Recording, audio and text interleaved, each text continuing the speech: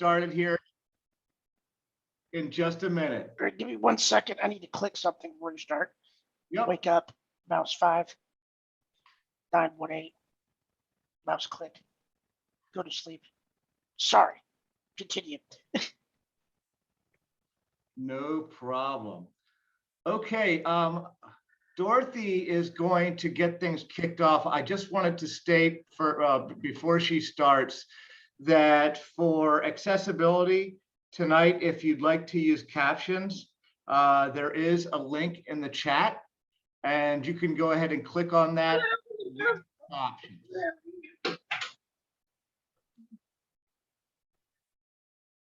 So with that said, Dorothy Clark, would you like to go ahead and get us started? Sure. Good evening, everyone. Thank you for joining the VoteSMART 2021 meeting. My name is Dorothy Clark. I am a member of Our Voices. Our Voices is a self-advocacy group that formed in 2005 with only 6 members. Since then, we have grown, currently have 12 members and are members of the ARC of Virginia's Self-Advocacy Alliance. We are here tonight along with the ARC of Virginia to help Virginia's entire disability community, individuals with disabilities, their families, and people that support individuals with disabilities. Tonight, our expert self-advocate and Life Like Yours presenters will be speaking on the 3 steps to get ready to vote. I could tell. Understand, educate, and participate. It is our goal to inform you and give you the resources to choose and vote for the right person to represent you on the issues you care most about. Tonight, that focus will be on issues we have in common, disability issues.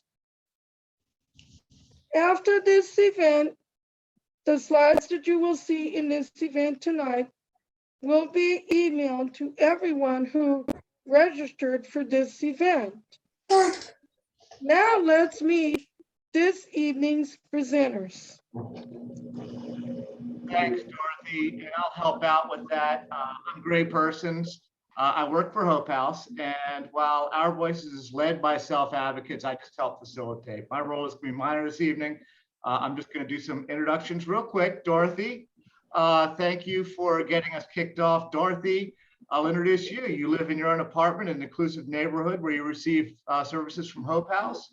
You've been with Hope House Foundation for 16 years now, and you've been in your own apartment there in Virginia Beach for the last 12.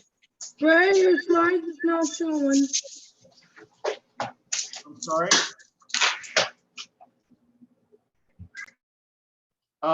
Dorothy, so you were original founding member of Our Voices, and you've been actively involved with the group since 2005.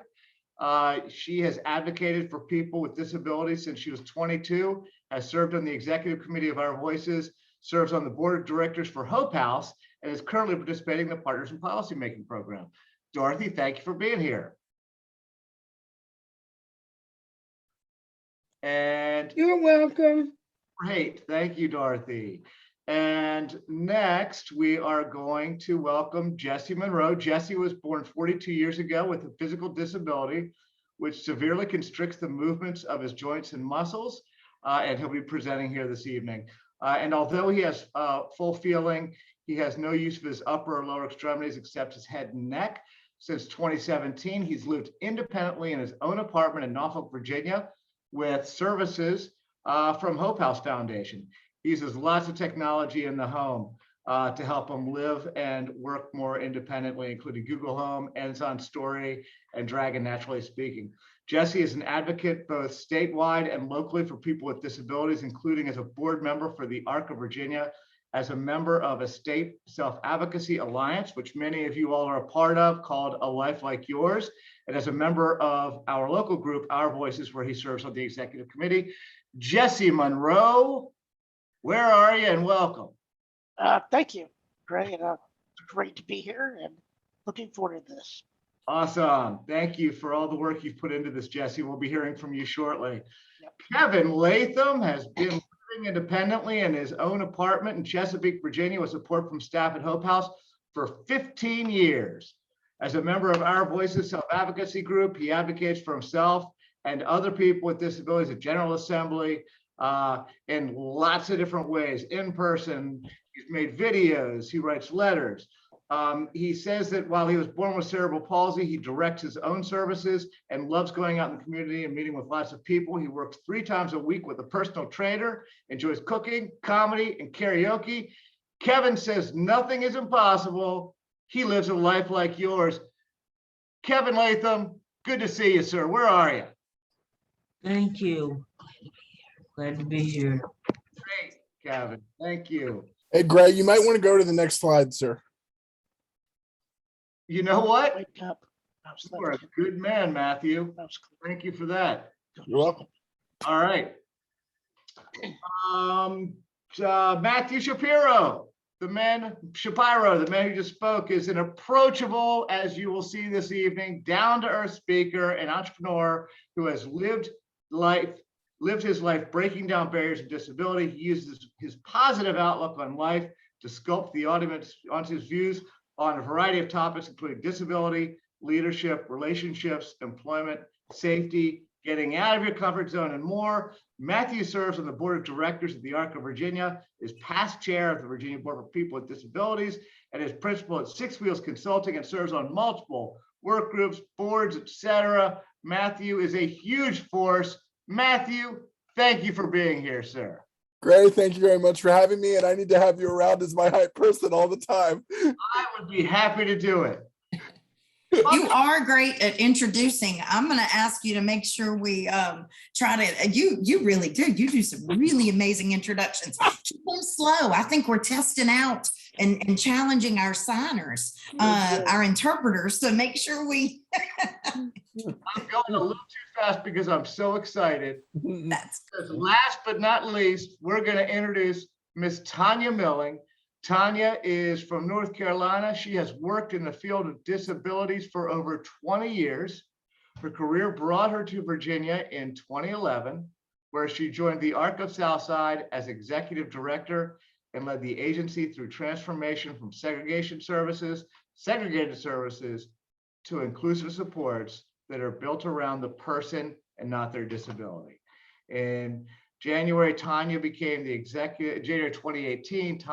the executive director at the ARC of Virginia, where she is advocating for change so that every person with a developmental disability can have access to support to live their life in their community. She's taught me a tremendous amount.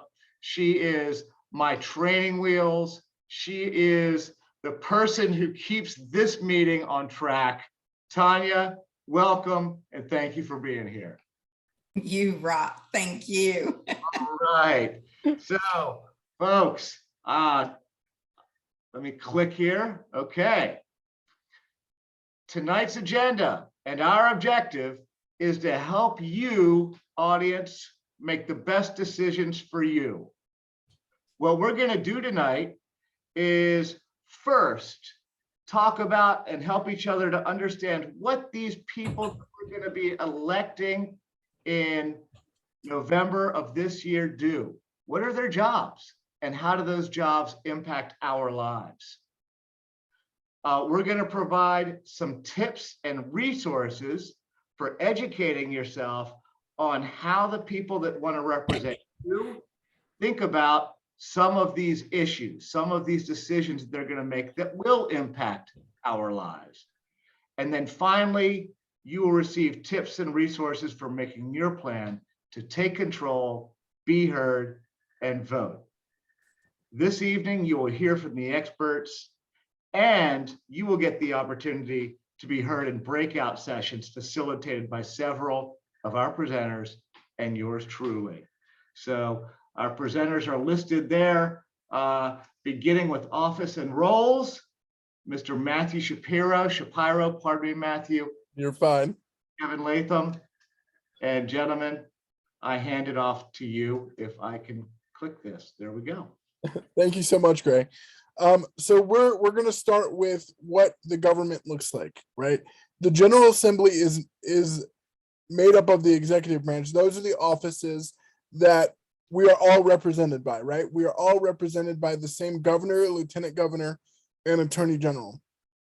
This year, those offices are up for election. So come November and November 2nd, that is election day, those offices will be up for election. In addition to those offices, the 100 seats in the House of Delegates is also up for election this year. And however, the Virginia State Senate is not up for election this year, as they are on 4-year terms, where the House of Delegates and governor, lieutenant governor, and attorney general are on, where House of Delegates is on 2-year terms, not the attorney general, governor, and lieutenant governor. And we'll talk about why in just a second. And so that is where our discussion will lead us tonight, as we focus on the executive branch and the House of Delegates. All right, doing my best to click. There we go. That is perfect.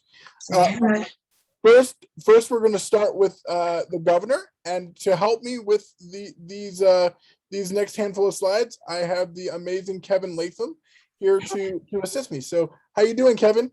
All right, Matthew. Thanks for Awesome. that. You're welcome. You're welcome. Glad to have you here. So what does he do? What does the governor do? Yes, good question, Kevin. So the governor is the head of the government in Virginia and serves for 4 years. These pictures here are the candidates that are seeking that office during this year's election.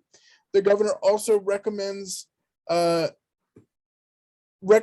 has veto powers to Virginia bills, including laws and the appropriations, which is the spending of the money in Virginia. And all bills must be sent to the governor for approval before becoming law. And it's also important to know that the governor has the budget starts and ends with the governor.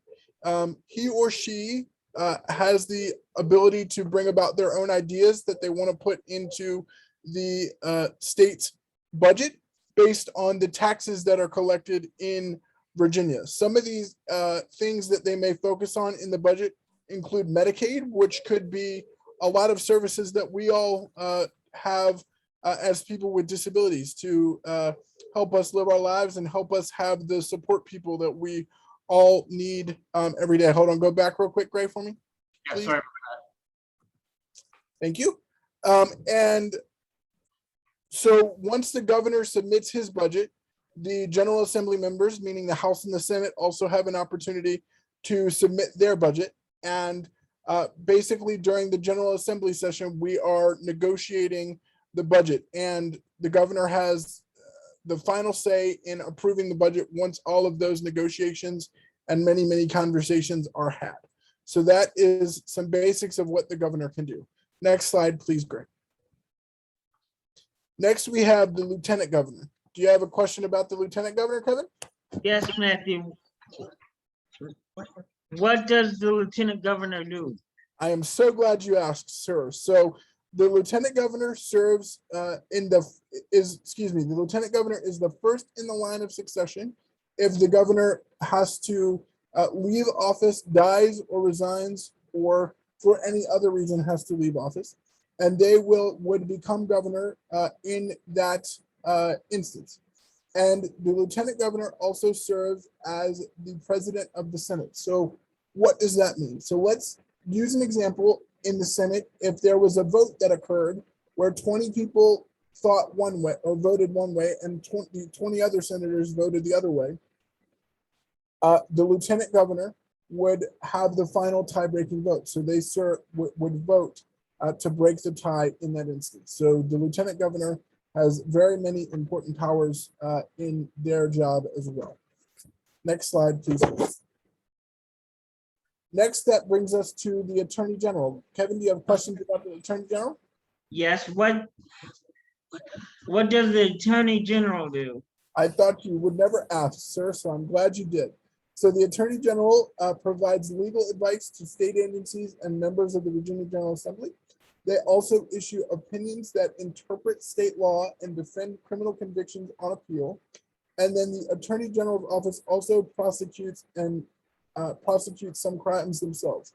In addition, the Attorney General does several things that impact people with disabilities. And the example that I always think about is, let's say you wanted to move into your own apartment, but you needed accommodations to be made in order to make that apartment complex accessible. Let's say that landlord didn't want to provide you those accommodations. So the Attorney General and the Attorney General's office can fight on your behalf to make those accommodations become worthwhile so that you can successfully live in your own apartment. And there are many other instances as well where the Attorney General can get involved in behalf of or on behalf of people with disabilities to make their lives more impactful and better in the long run. So the Attorney General has quite the role as well. Next slide, please, Bill.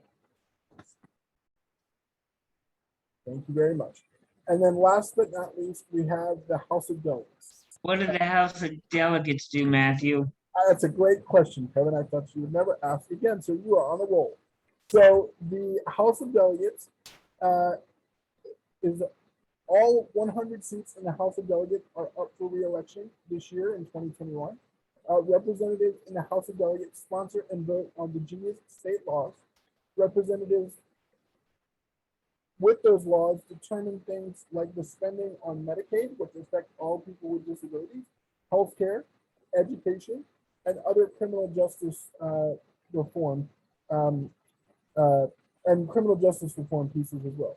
Also, just want to reiterate that the second house or the second chamber, I should say, in the Virginia General Assembly, the Virginia State Senate, is not up for re-election this year because, again, they are on 4-year election windows, unlike the House of Delegates, which is on 2-year election windows.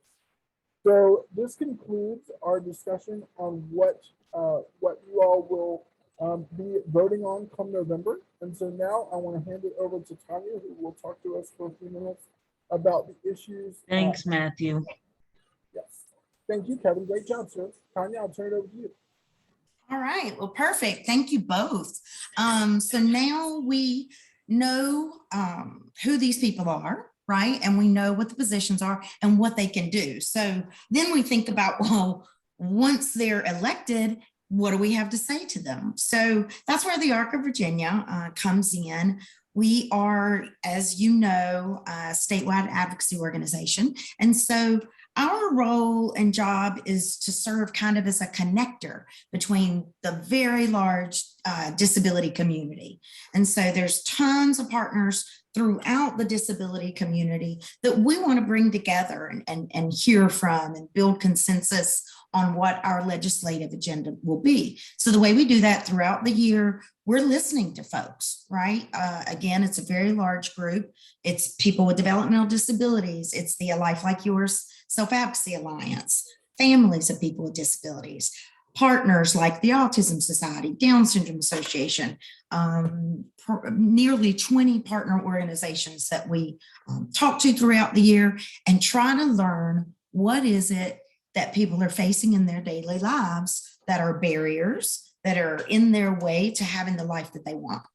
So we use all of that information to put those issues together and present that to our stakeholders and the full community to develop the public policy agenda. So our annual legislative agenda is really formed by thousands of people through thousands of conversations that lead to a final area of what we want to present to the General Assembly, what we want to talk to the governor about, the Attorney General, the issues that are really significant in people's daily life and where we can have the most influence.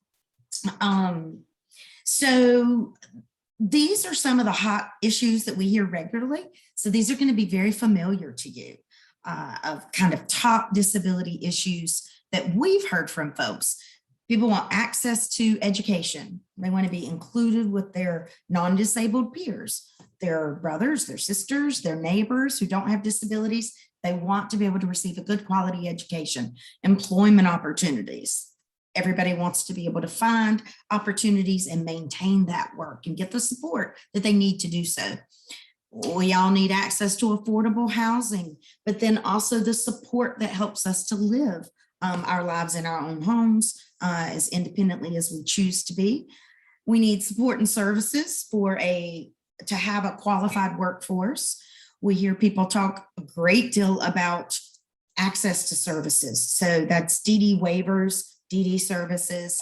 And people say their top issues are a responsive system for when they're in crisis, when things go wrong in life. They want to make sure there's a system that can support them.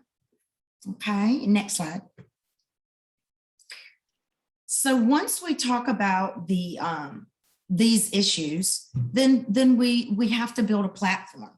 So while we have a whole lot of issues, sometimes we have to whittle that down to what are the biggest items, where can we have the biggest influence, and then we go to those members that we talked about earlier, the General Assembly members, and we ask them to patron bills, to patron budget amendments. And so we have to look at the problem and the issue and come up with a solution and find someone to partner with us to try to solve that. So these are things that are big items that are on our agenda. They're long-term goals, unfortunately, and they will remain on our agenda until they're done. So it's been several years that we've had this up in front of the General Assembly and in front of the governor, is we need them to fully fund the DD waiver waiting list. You know, there are nearly 14,000, there may be just over 14,000 people waiting for waivers. 3,000 of those folks need services right away. They're in the urgent need priority level, so they need support and services today. Yesterday, actually.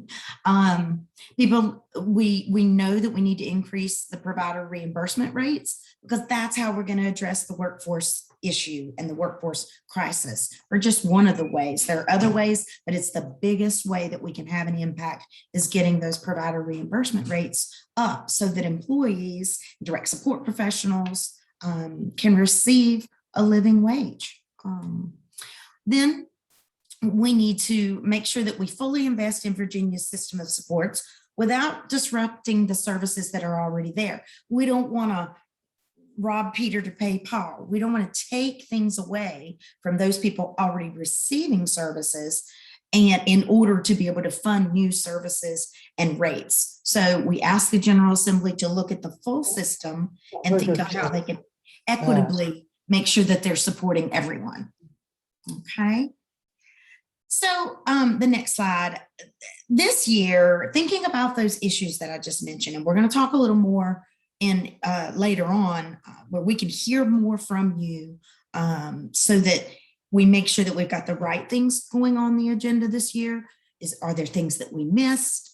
Are there things that need to be added? So we're going to talk about that a little later. But we've seen an opportunity this year to ask all of the candidates to sign an equity pledge. Because it is an election year, we have candidates who are kind of a captive audience. They're a bit more motivated to hear us and listen to us. And it might be a bit easier to get their commitment while they're in this phase of running for office.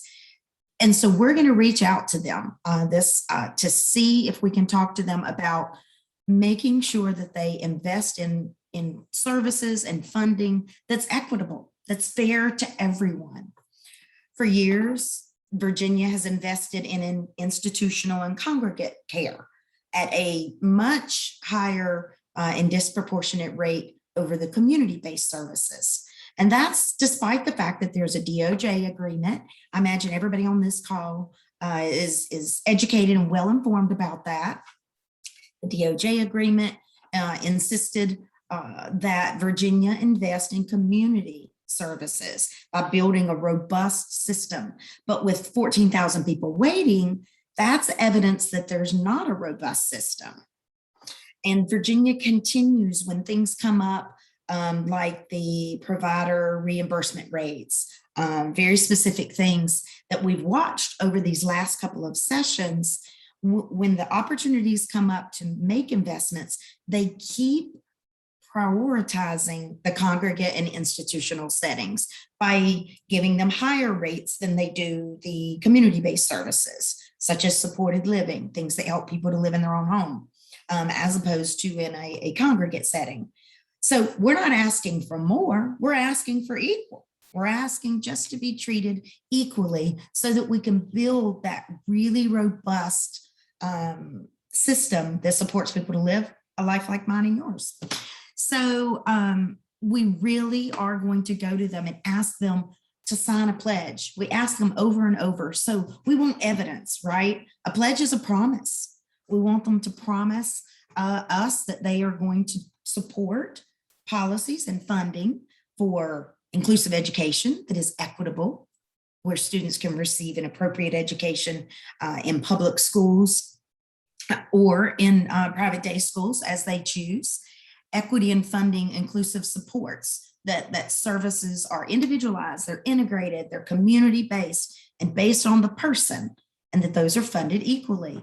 And then in access to services, we want to make sure that that's our chance to say, get people on record of saying that they are in favor of funding the DD waivers and making sure that everyone has services. So that's something, a project, an initiative that we have going on now in partnership with our Ally Alliance, who has recorded a little video that explains the pledge that's going out to all candidates and elected members so that we can get their buy-in now. Okay, that is it. Those are the hot topics, and soon and next, we will certainly want to hear more from you. Thank you so much.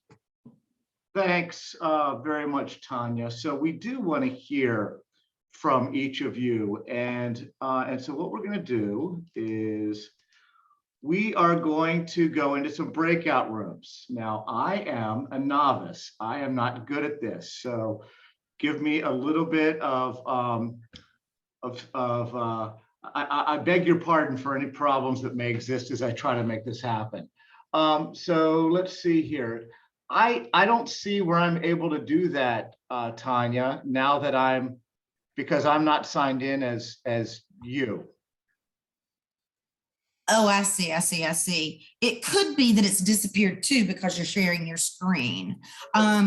If you hit the more button, oh, well, there you go. Now it should show up at the bottom for you. Got it. Oh, excellent.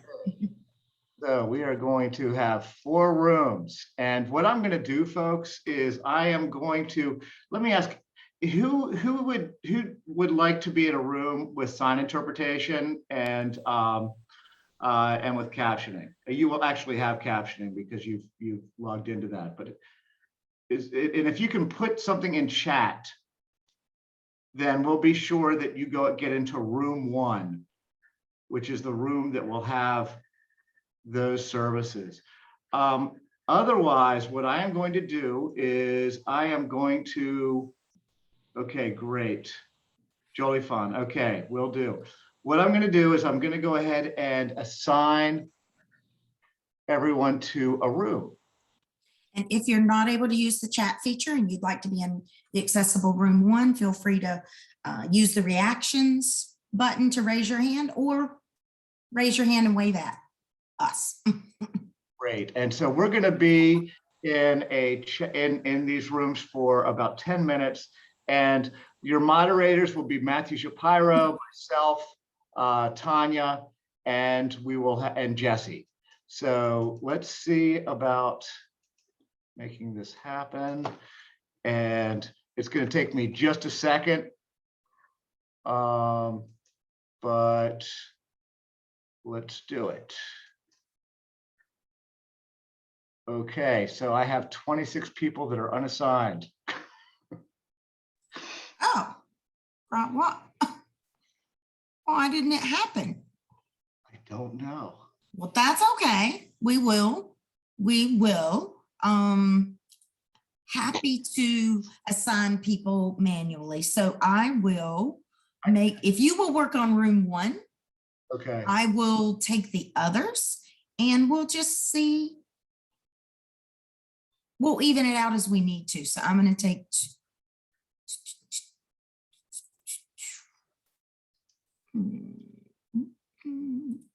And thank you everybody for bearing with us. We very much appreciate it. If I accidentally put you in a room that you don't want to be in because you wanted to be in the accessible room, you'll tell me. Excuse me, Tanya. I'm sorry. Yes.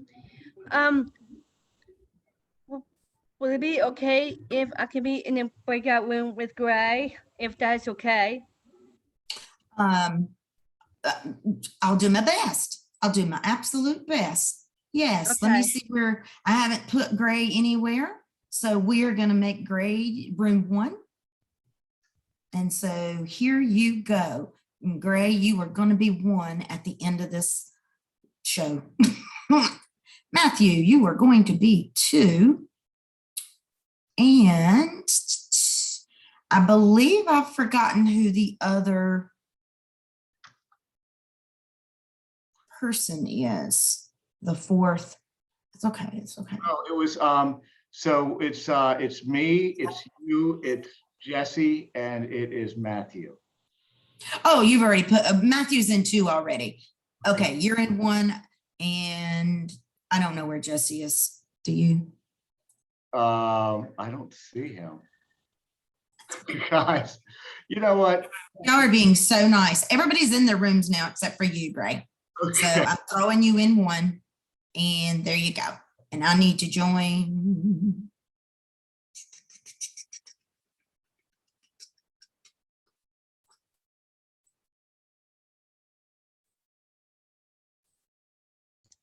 That's weird. It sent me back here. I may have done something, but no, I didn't. I don't think I did. I Okay, mean, let me focus. I don't mind. I just didn't want you to think I was being defiant tonight. Right. So Gray's in 1, Jesse's in 2, Matthew's in 3. I gotta go to 4. Yeah, it started to send me to 4 and then kick me back here.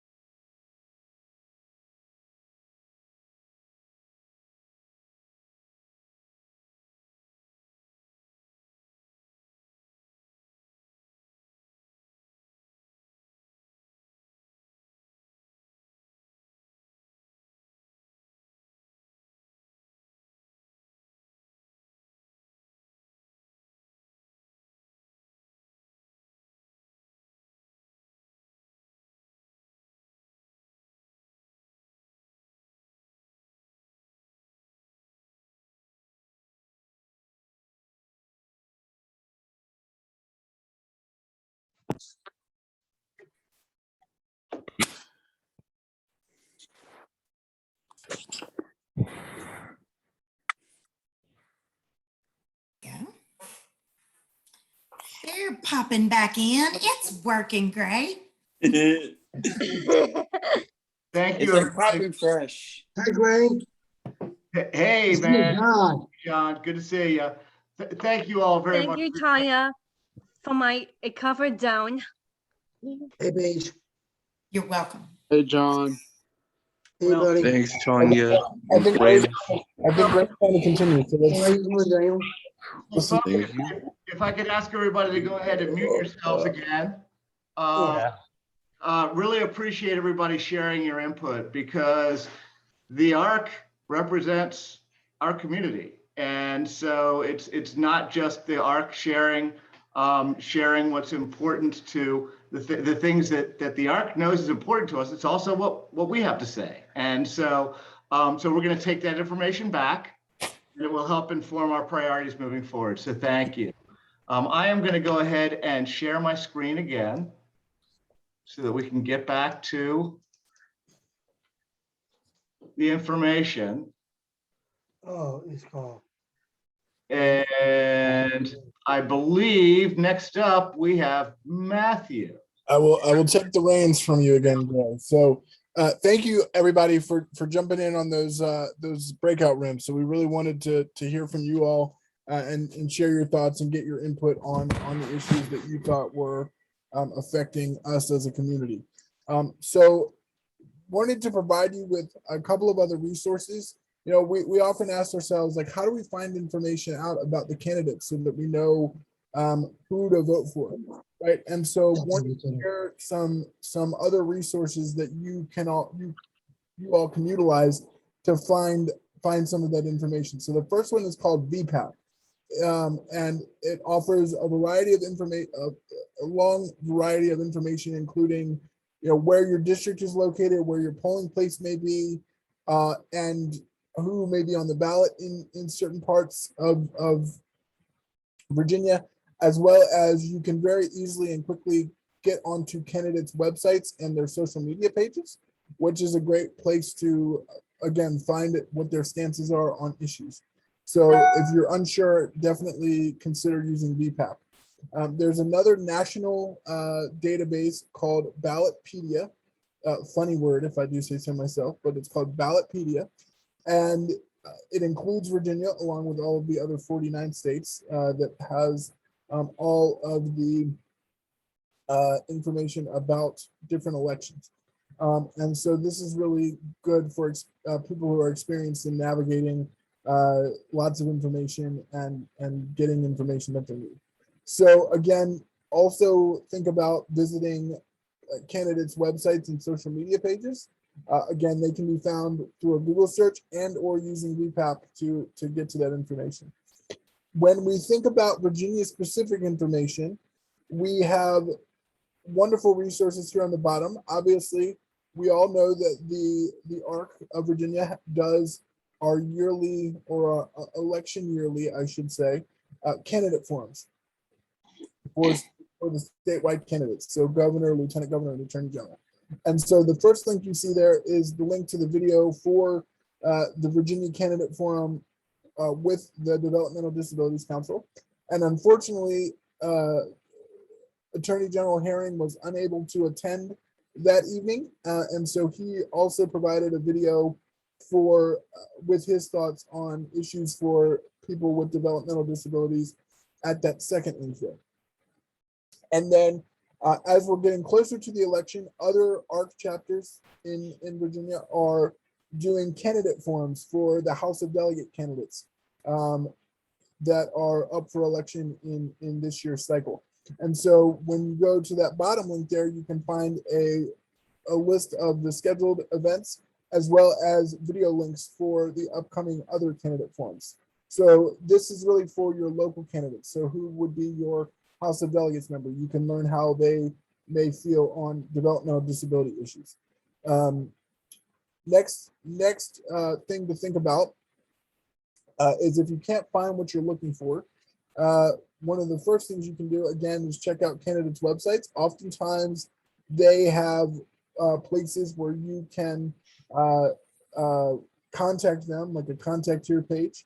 And incumbents will definitely have incumbents, meaning they are currently in office, so they're the current office holder, and they will have again contact us links on their websites, as well as district offices that you can call or send mail to get information to them. Also, we would encourage you to try setting up meetings with them. I know Dorothy had mentioned before we got started that she has a meeting with Senator DeSteph, so she's doing a great job of doing advocacy. And so when you attend one of those meetings, take a one-pager that outlines a little bit about yourself and talks about your story and the issues that you're passionate about.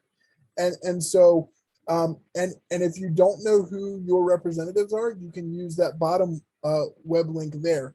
It is who'smy.virginiageneralassembly.gov, and that will help you determine who your representative is. All you have to do is put in your zip code, and it'll pull up all of your representatives from the state level to the national level as well. So these are just some resources that you can use to learn more information about the candidates that you'll be voting for come November. So now that you've been educated, I'm going to turn it over to Jesse Monroe with Our Voices, who is going to tell you how and share with you how to develop a plan on voting. So Jesse, take it away, sir. Hello, everyone. So now you've learned why it's important to vote. You have to make a plan to vote. Now I'm going to tell you how to do that. All right. So first of all, you want to go to the website called vote.virginiaelections.gov/voter registration, voter information, excuse me. And once you do, there'll be a tab where you confirm, it says confirm your registration status. That way you can see if you have to, if you are already registered to vote or not. And you click on that, okay? And then now, want to find out if you are registered to vote or not, and also to register if you're not, you will need certain things. You'll need your either a state ID or driver's license, or you also need to know your social security number and your home address. Once you have this, make sure you click on register to vote if you're not registered, and then you put in that information and you can register to vote. All right.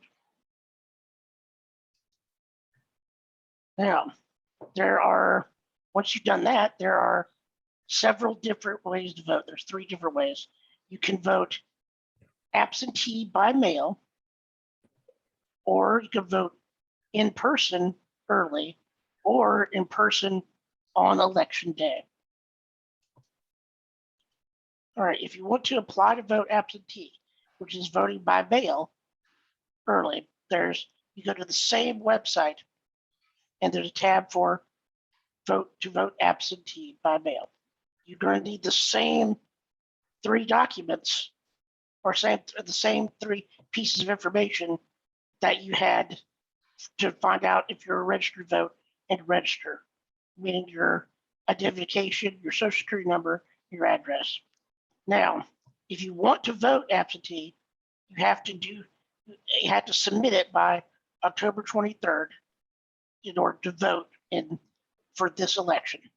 So please remember to do that before that date. All right.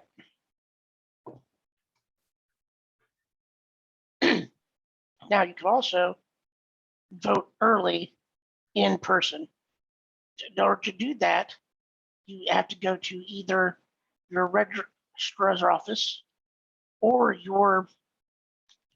a early satellite voting location. To find out those 2 things, you go to the same voter information website. In order to vote, you will need either a voter ID or some kind of other state official ID or a student ID. If you don't have any of those, then you could also write out a statement at the polling place confirming your identity. Thank you. So now you can also vote in person on November 2nd from 6 a.m. to 7 p.m. To find where your vote at, you can go to the same voter information website. It'll tell you where your polling place is based on where you live. And you will need the same documentation, either your voter either your ID, stat ID, or driver's license, or some other kind of form of identification, or you'll have to sign a document confirming your identity.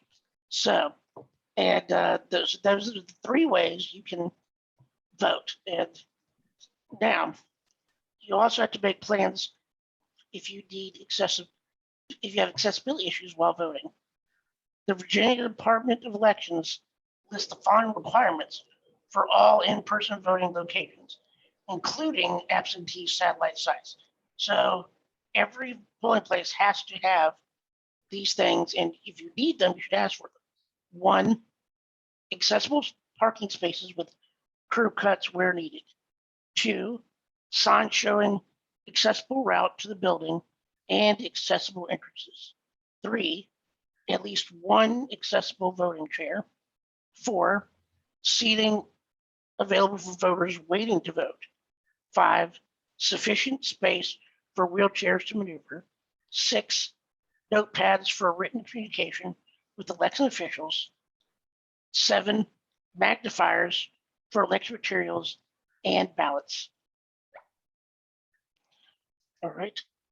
Now, also, if you are 65 years or older or have a physical disability, you can vote curbside. That's where someone will come to your car and help and assist you with voting at your polling location. And you can do this on election day. If you choose to do this, you should bring someone with you who can go into the polling location to request curbside voting assistance for you. All right. Now, we're going to open things up for questioning and answers. Thank you. Hey, thank you very much, Jesse. That was fantastic. You really covered a lot of information there. Before we answer questions, I just really wanted to thank Jesse, Kevin, Matthew, and Tanya for spending a lot of time to develop this program, and really appreciate your expertise. And thank you, Dorothy, for opening us up. Thank you. So don't forget Dorothy.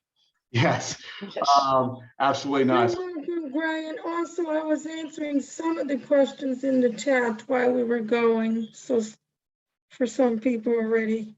Thank you, Dorothy. Thank you so much. So you're welcome. So I know that there have been some questions in the chat, but I see that John has his hand up. John, what is your question about voting? And you'll need to unmute yourself, John. John, are you able to unmute yourself? I'm here. Okay, what's your question, John? What is this Q8 stand for? Q&A, question and answer. So if you have questions about voting, you've got the people here and they are ready to answer. Do you have any questions about voting? Yeah, I'm gonna do a question. Okay. What is it, John? I know what the question is. I don't know. I need someone to help me out. Okay, well, I'll tell you what, if it comes to you, let me know, and we'll do our best to answer it. If you can't think of it, then you can always email it to me and I'll get you an answer. Sound good, John? Ask Jen to do it for me. Okay, great. Thank you. All right. He's gonna go to the A. I'm sorry, John? A. The A? answer. An answer, question and answer, Q&A. Yes. Mhm. A is better. What is the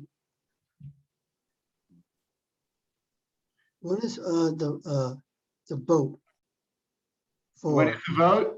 That's going to be on November 2nd, which is the first Tuesday I in can't November. do it, Ray.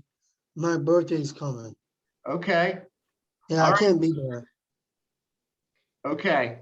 All right, John, I'll tell you what, thanks for the question. And I'm glad to hear you've got a birthday coming up. That's exciting. Reed, I see you have a question. Yes, so, curbside pickups only for 65 and plus, or people with certain types of disability, or what types of disability? Like, if my mom's, I'm asking for her, 63, but she had a knee surgery a couple of years ago, and she eventually is going to get another for her other knee. Would she be eligible, or would I, on my own, for myself, would I separately be eligible for myself for curbside voting for my own, for me voting? Well, it's a good question because it looks like a couple of people asked that in the chat box. Gray, would you like me to answer that, or? Tanya, feel free to take it away. Yeah, so it is, you are right, it is available on curbside voting if you're over 65 or you have a physical disability. So that's on election day at your polling site. But you will, here's what I think is a difficult part. Remember to bring somebody with you that could go in and ask for that accommodation. So they might need to be able to go inside to request the curbside voting assistance if there's not already a line set up. In some polling locations, I've seen them have that set up, but if there's not, you simply request it and you will be able to use that if you have a physical disability. Physical, not developmental, correct? Correct. Or over age 65. Okay. So if I know someone that had like a knee replacement and need to do it, or if I have a relative that's over 65 but they live in another state, so they would do it according to their state and jurisdiction laws or something? That is absolutely correct. The knee, yes, and separate states, yes, their laws. So very good. Thank you. Are there any other questions? Looks like Paige has her hand up. Paige, go ahead and unmute yourself. Okay. And here's another option for voting, the absentee by mail. I got mine. That's great, Paige. Awesome. Awesome. So you went ahead and you went through that process. You applied to vote by mail. They sent you your ballot. You've got it, and you can go ahead and mail it back in. That's awesome. Yeah. Fantastic. I saw something in the chat that I thought was interesting. Somebody, and I think it may have been Reed, brought up a question about transportation when it comes to issues. Tanya, could you talk a little bit about where transportation might potentially fit into the ARC's priorities? You know, that's a hard one. I mean, we know that that's an issue all over the state. And there are groups, a lot of the issues around transportation are local issues. Right now, we've not seen a solution. Anytime we come up with, we recognize and see a problem. In order to move forward with a bill, we have to have a solution, right, that we can propose. And right now, whether that's a change in code, the law, or a change in a policy, right now, we've not found a solution, we collectively, that we have a bill that we would be able to propose. So I don't see anything on this year's agenda, but I think it's a conversation to continue having. And there are certainly, Lucy, jump in and correct me or add, but there are certainly across the state multiple transportation coalitions and groups that get together to try to problem solve. So I think that staying involved with those conversations to try to come up with solutions is what we all need to be able to do. That's great. Thank you very much, Tanya. It looks like Dorothy has her hand up. Dorothy, do you have a question? Things, since it came up. The first thing is some voting sites, because I don't have a physical challenge, will ask you if you want curbside citing, curbside voting, because they're right there, and they'll bring you the ballot to the car if you want it, if the weather's bad or whatever. So it depends on the voting site to be able to use curbside voting, because I've been asked even without a physical disability. Second thing, there is possibly a solution for transportation problems, and that's maybe implementing driving in the people's, be able to implement it into people's plans so that people who can learn how to drive, or those who can learn to catch the bus, that would like to catch the bus, that would free up the logistic care, whatever they call that program's transportation, for the ones who do not want to learn to catch the bus and who cannot learn how to drive. Since it came up again. Thanks, Dorothy. I know that that's something that you're very focused on and are looking forward to driving yourself soon. But there are other people too in other places that didn't know that they were able to drive. So that's just a misfortune that can't be implemented in providers where they can help people do that. You know, not just, I'm not saying it for me, I talk about everybody, you know, so that they could free up the issue with transportation for people who absolutely cannot learn to catch the bus or drive. I'm one that wouldn't want to catch the bus, but there are people that doesn't know that option's out there. Okay. I think that's a good education piece, Dorothy. So I'm glad you brought that up. Well, sometimes our advocacy is about bills and laws and legislation, which we kind of focus on, you know, tonight because of General Assembly. But a big part of advocacy is what you're talking about, which is educating people about what they can do. So. But see, putting it in the plan, it could become maybe a bill or something that's done said with DMAS to be able to put that in, let it be part of a plan for. Well, it can be in anyone's plan that is already available. So we need providers. It sounds like an education of providers and people to ask for it, because providers and individuals can ask for that to be in their person-centered plan anytime. So that's but right now, providers can't actually do they can't do the education part for some of that because it's not part of their jurisdiction to do so. So that's why that's just saying that is a solution that could be out there. Okay, thank you, Dorothy. Jellyfon, I see that you have your hand raised. Jellyfon, there we go. Yes, I just wanted to make sure I mentioned another option for absentee ballot is the print disabled option, where a person with a disability could request a ballot through email. Now, the other downfall to that is you request it through your email, you click your candidate through your email independently, but you will still have to print it out and mail it. But that is an option as well. So I just want to make sure that I mentioned that. I'm sorry, I didn't fix that on your slide when you sent it, but I just want to make sure that that is mentioned. Is that also, would that be, is that where you do absentee, fill out thing for absentee balloting, the same place? Yes, yes. Same You website. requested through the through your local registrar, the same way you would request absentee ballot.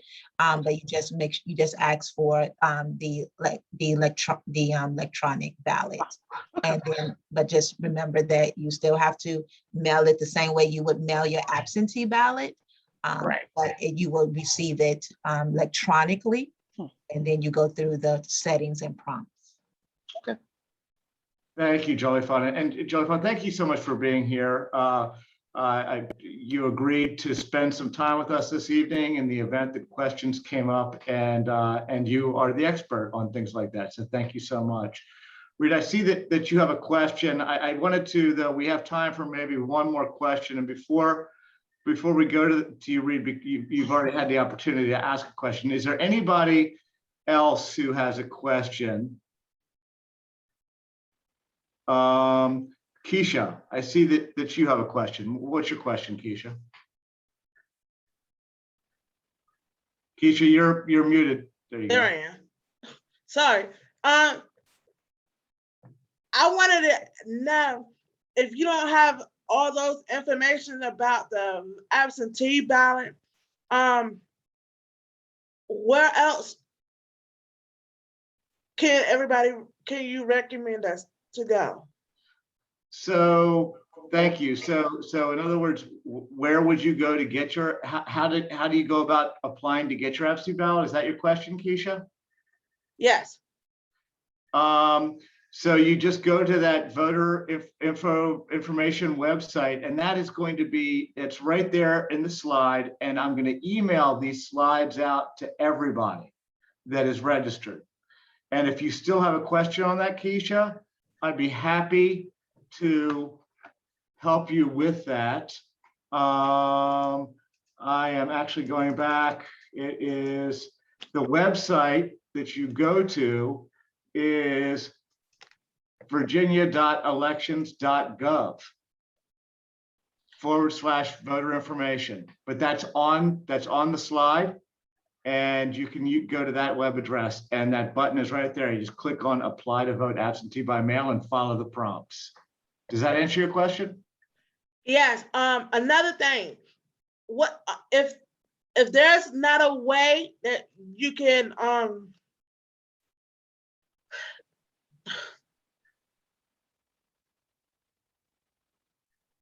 I guess I'm trying to say get to it or get it on your location? So if you're having, I'm sorry, Keisha, I don't understand the question. You mean that you might not have time to vote, or? Well, I was trying to say if you don't have a plan to do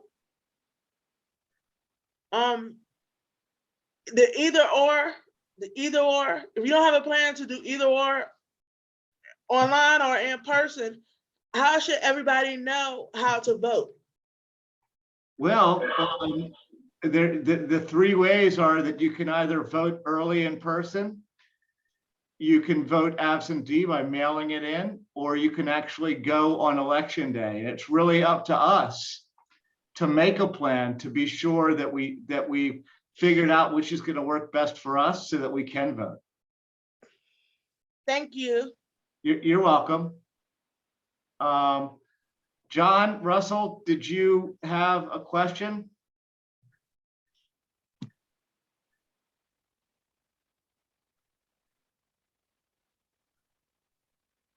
John, are you able to unmute yourself? Yeah, I'm here. Okay, what's your question, John? My question is, what is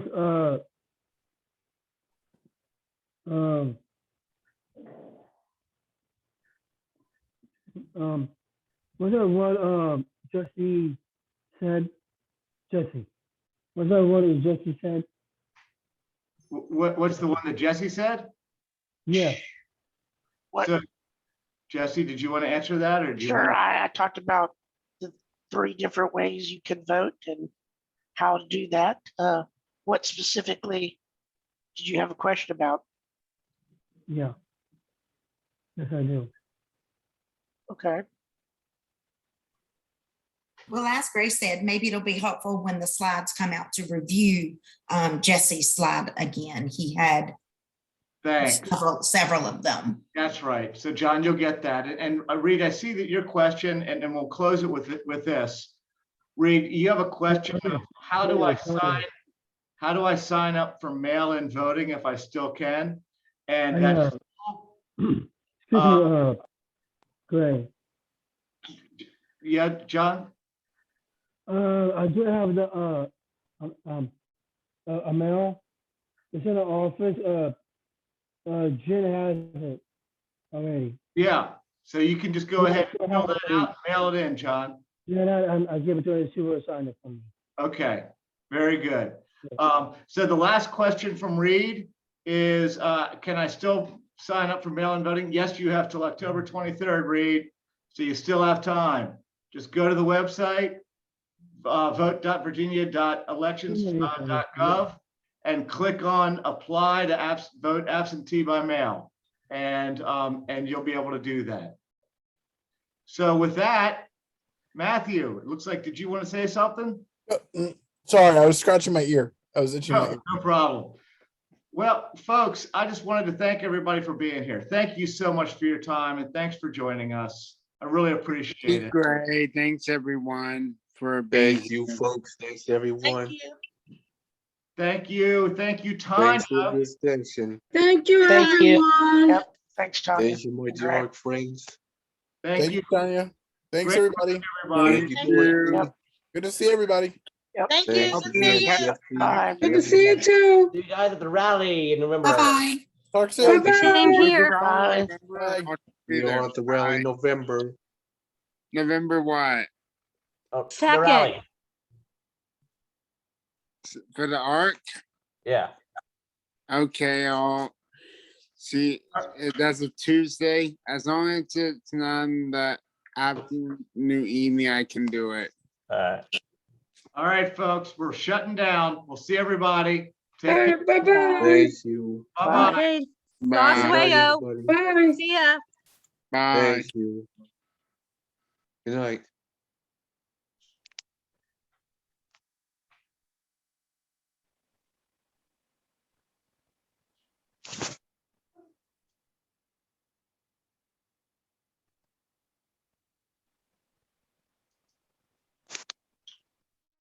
Wake up. Mouse 8. 4, 5, 8. 9. Mouse click. Okay, thank you all. Thanks, guys. Mouse 4.